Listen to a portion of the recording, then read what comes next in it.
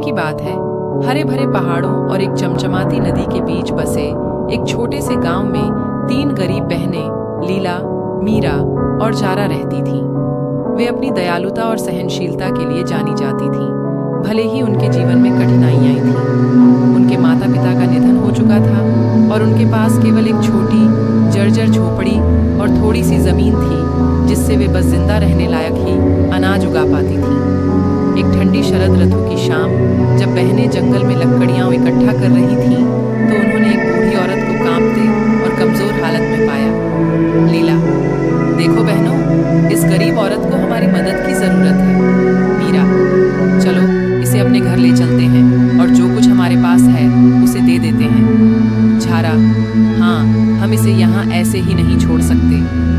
बहनें उस बूढ़ी औरत को अपने घर ले आईं। उसे जो थोड़ा बहुत खाना उनके पास था वो दिया और आग के पास गर्म जगह दी।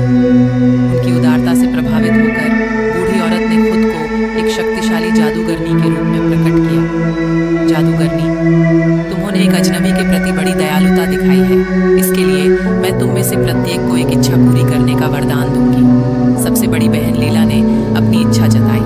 लीला, मैं गांव में सबसे भरपूर फसल उगाने की क्षमता चाहती हूँ। जादूगरनी ने अपने हाथ के एक इशारे से उनके कुटिया के आसपास की बंजर जमीन को हरे भरे उपजाऊ भूमि में बदल दिया। लीला की फसलें लहलहा उठीं और जल्द ही बहनों के पास इतना अनाज हो गया कि वे न केवल खुद का पेट भर सकें बल्कि अपने पड़ोसियों को भी खिला सकें। जादूगरनी, तुम्हारी इच्छा पूरी हुई लीला। तुम्हारे खेत हमेशा हरे भरे और भरपूर रहे। इसके बाद बीच की बहन मीरा ने अपनी इच्छा जताई। मीरा, मुझे सबसे सुंदर कपड़े बुनने की कला चाहिए। जादूगरनी ने उसे सोने का बना हुआ एक करघा और चांदनी की तरह चमकते जादुई धागे दिए। मीरा की रचनाएं गांव में मशहूर हो गईं और दूर दूर से लोग उसके अनोखे वस्त्र खरीदने आने लगे। जादूगरनी, तुम्हारी इच्छा पूरी हुई मीरा। तुम्हारे कपड़े सभी को गर्मी और सुंदरता प्रदान करें। आखिर में सबसे छोटी बहन झारा ने अपनी इच्छा व्यक्त की। झारा, मुझे एक ऐसा दिल चाहिए जो दूसरों की सच्ची इच्छाओं और दुखों को समझ सके। जादूगरनी मुस्कुराई और झारा के दिल को छू लिया।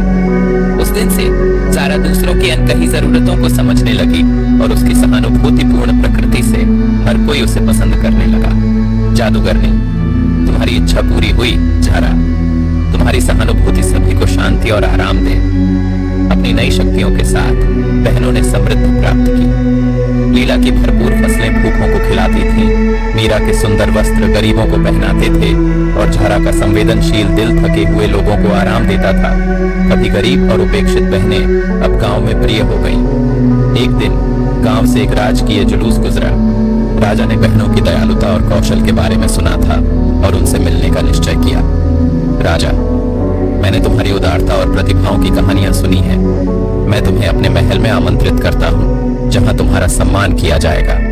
लीला, धन्यवाद महाराज, लेकिन हम अपने गांव में रहना पसंद करेंगे जहां हम अपने पड़ोसियों की मदद कर सकें। राजा, इस मामले में मैं तुम्हें एक वरदान देने की पेशकश करता हूँ। कुछ भी मांगो और वह पूरा किया जाएगा। बहनों ने आपस में चर्चा की और फिर राजा को जवाब दिया। झारा, महाराज, हम चाहते हैं कि हमारे गांव में एक स्कूल बनाया जाए जहां बच्चे सीख सकें और बढ़ सकें। राजा, ऐसा ही होगा। जल्द ही गांव के बीच में एक सुंदर स्कूल भवन खड़ा हो गया। बहनों ने शिक्षकों की भूमिकाएं निभाई और अपनी ज्ञान और समझ नई पीढ़ी के साथ साझा की। साल बीत गए और बहनों के मार्गदर्शन में गांव फला फूला। उनकी कहानी दूर दूर तक फैल गई। एक दया, सहनशीलता और परिवर्तनकारी शक्ति की प्रेरणादायक कथा बन गई। कभी गरीब और उपेक्षित बहनों ने अपने गांव का भाग्य बदल दिया था। लीला, मीरा और झारा ने लंबे और संतुष्टिपूर्ण जीवन जिए। पीछे प्यार और उदारता की विरासत छोड़ गए जिसे पीढ़ियों तक याद रखा जाएगा। गांव हमेशा उनका आभारी रहा और उनके द्वारा दिखाए गए दया और जादुई इच्छाओं की भावना को अपनाया।